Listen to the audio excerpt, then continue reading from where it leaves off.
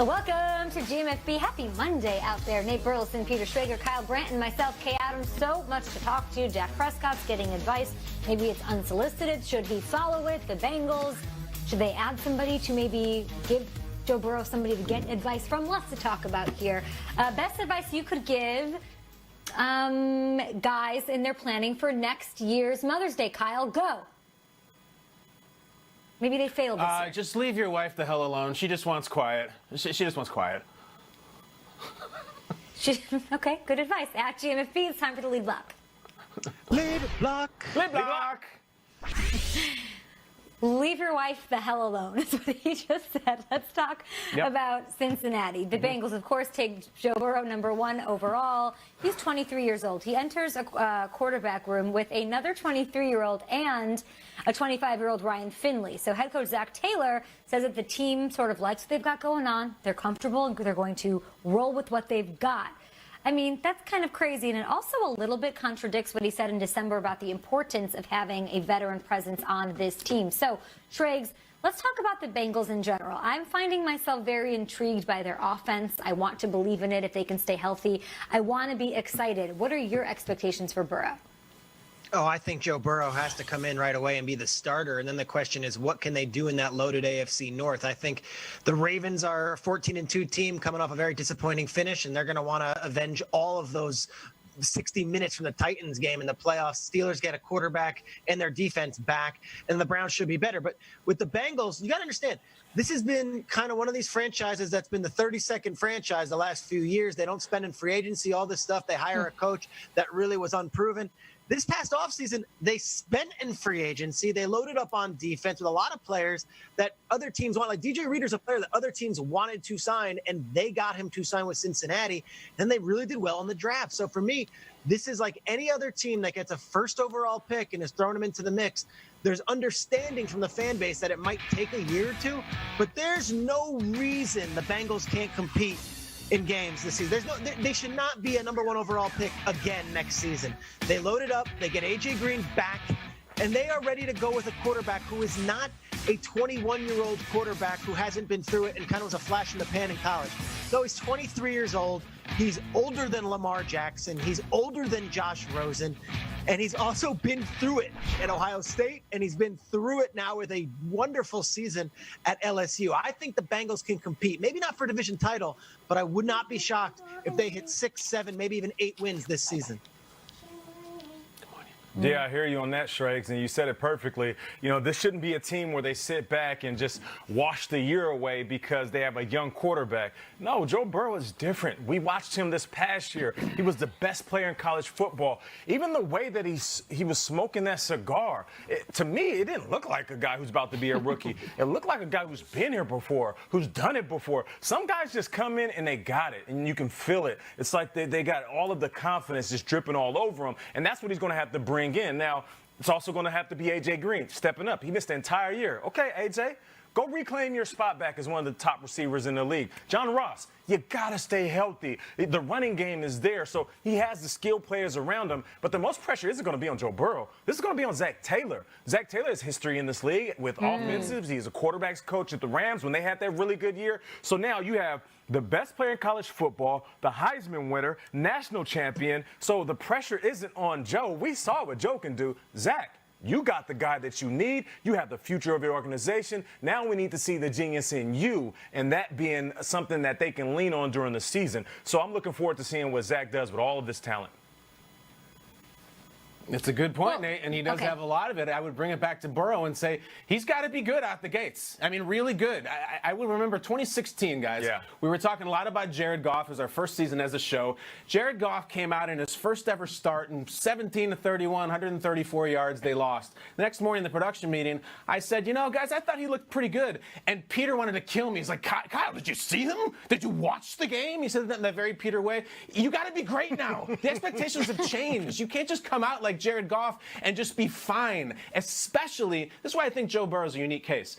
Joe Burrow has been in millions and millions of households already. He is a household name for any football fan. He's one of these guys like Baker or like Jalen Hurts, who football fans have seen play a lot of football in big games and be really good. And that's hard. When you've seen a lot of impressive tape on somebody, it's easy to be underwhelmed when you meet them. It was like in the late 2000s, I met Paris Hilton in a club. And I look at other quarterbacks who have come out recently in the last few years who have not played a lot of games. Like, for example, I don't think people really saw Jared Goff play much in college. I don't think people saw Carson Wentz at all, even someone like Pat Mahomes. Pat Mahomes was not a person who the NFL fans like, oh, I've seen him for Saturdays for years. There's an unknown. Burrow, last time we saw him, he was throwing 20 touchdown passes in one quarter, and to Nate's point, smoking a cigar. That dude better not come in and fall on his face in Cincinnati or he can be like, I'm done with him. Expectations are high. Did you meet Paris Hilton, like, hi, Paris Hilton, I'm Kyle Brandt, or you saw her or she was near you?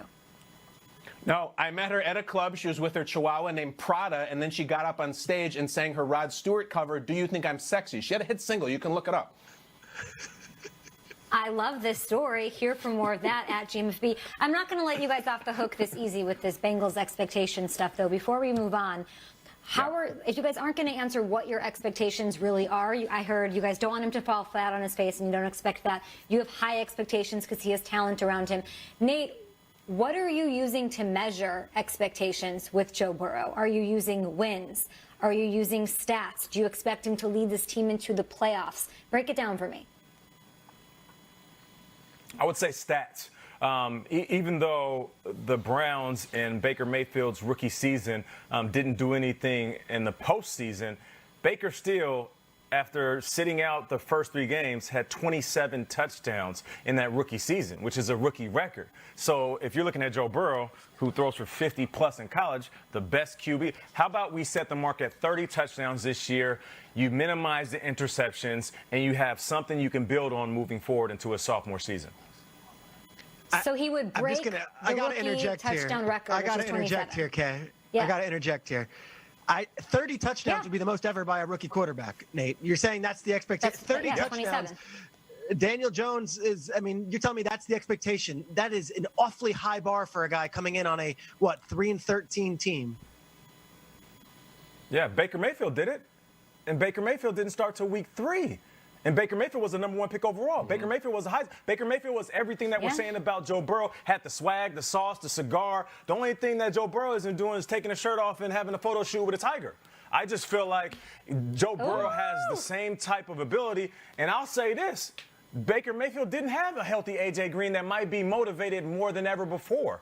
I feel like, yes, he can throw for 30 touchdowns, and he should. He'll break the rookie touchdown record. Kyle, what do you measure expectations by quickly? That was great.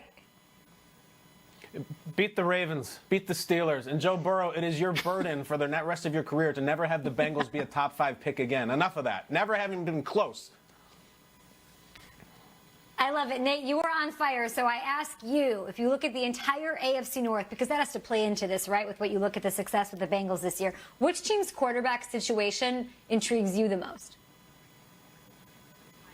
I'll say the Ravens. And I know people are sitting back saying, well, why? Why Lamar Jackson? He has everything. I mean, he's young, he's talented, he's fast. He broke the rookie rushing record. He's our MVP. But what does that matter if he doesn't win a Super Bowl?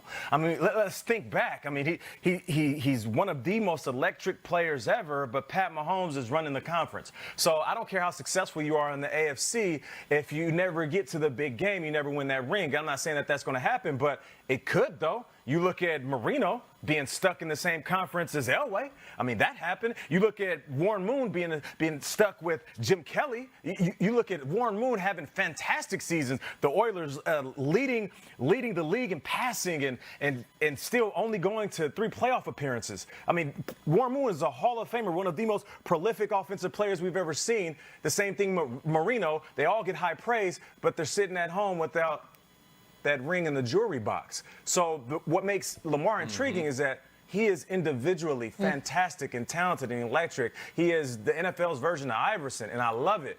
But if you're stuck in a conference with Pat Mahomes and you don't get to a Super Bowl and win one, what are we going to say at the end of Lamar's career? He was fun to watch. He just was never a champion. It's really well said, Nate. Lamar has a whole different type of burden, but I'm going to go to Cleveland and bring it up 5 days in a row, I will show you the same full screen using TV term. Baker Mayfield has the best offensive skill players around him in the entire NFL. I said it again. No quarterback has more talent. He's got so much talent that all 6 of those guys can't even be in the huddle at the same time. Here's the burden with Baker. If you cannot get it done in your 3rd year with those guys, the Browns got to be like, what do you want us to do for you? We cannot bring in better players than that. Our job is done here. We got a Harvard guy in the GM. We got a Penn guy in the sideline. Go get it, Boomer Sooner, because we've given you the best players we can possibly give, and I'll do you one better. If Baker Mayfield does not get it done this year and the Browns are sitting there 7-9, 8-8, then he's got Mitch Trubisky problems. Yes, I said it, meaning a year from now, the Browns will need to decide if they want to pick up Baker's 5th-year option, which they can decide not to do, which means they're moving away from Baker Mayfield. He can make all of this go away if he plays great with those players around him, but believe me, guys, I've searched. Take a little gander around Browns Twitter. There is a small, vocal, growing army of people who are already saying, hey, our backup Case Keenum, if we need him and Baker can't get a job done, put Case in. He's been everywhere. He's been to the playoffs. Baker never has. Watch out for Baker this year. It's a massive year for his career. Got to have it now. Yeah, I'll finish this off with the Steelers. I look at Ben Roethlisberger. Look, 2 years ago, it was the Antonio Brown and Le'Veon Bell. What's going on at the end? Let's blame those guys. Last year, okay, well, Ben Roethlisberger was injured. There was no way we were going to win with Duck and Mason as our quarterback, and yet we played well. Ben, what version of Ben are we getting? Coming off an elbow injury is one thing. Coming out of this quarantine, of course, we've heard rumors that his workout regime has not been as rigorous as others, and then it was pulled back and saying, no, he's actually in great shape right now.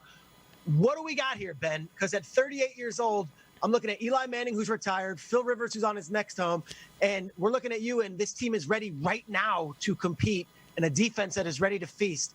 Let's see what version of Roethlisberger we get, and if Roethlisberger were to go down, did they not cross every T and dot every I, getting a young backup that they can trust, a Cam Newton type, a Joe Flacco type, when maybe Duck and Mason aren't the guys to get them there this season? Great points all around. Great way to start the hour, guys. At GMFB, with your tweets, please. They fuel the show, and we'll be back because we have to talk about those teams. It feels like it happens every year.